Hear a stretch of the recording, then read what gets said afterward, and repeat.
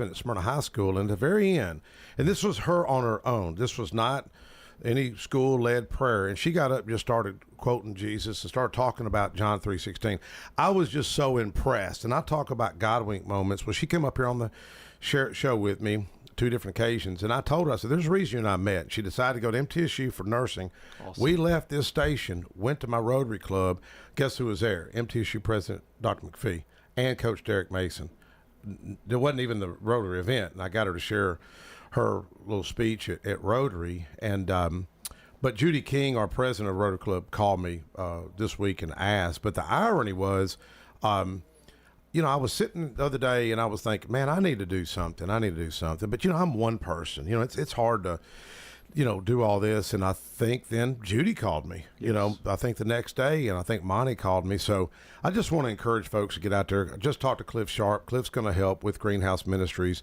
And, you know, it's just, I just see the breakdown. Our prison budget's doubled. We've got a massive epidemic problem. We got unaffordable housing. You know, I just seen two folks over here that I was able to try to help this week over by McDonald's, and I wish I could find them housing. But like Cliff said, it's challenging. But, you know, the gospel, the message of Christ, I've seen it change hearts. I've seen it heal people of addiction. Yes. I've seen people that were left for dead come to life. I've witnessed that.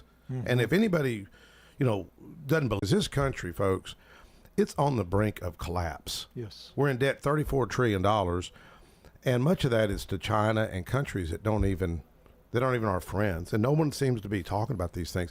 So hats off to the pastor for having the courage and conviction, and Mark Pody and Monty Frisk for stepping up on this.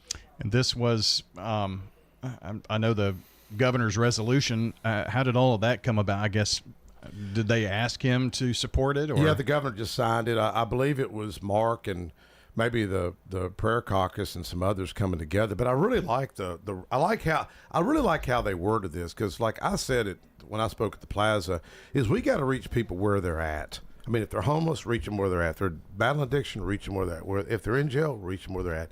Yeah. If they're in the country club, reach them in the country club. If they're on the golf course, reach them on the golf course. And that little girl that got up and shared her faith, she texted me the other day, and I told her, I said, you know, you've got more courage and conviction than 90% of elected officials from Mountain City to Memphis. And if anybody wants to debate me, I'll debate you. What have you done? What have you stood up in front of 8,000 people and shared your faith? Very few can attest to that. That little girl, God's going to use that little girl, yes. Emily Lopez. I think she's a foster child, and her mom is adopted 90 foster kids. Wow. 90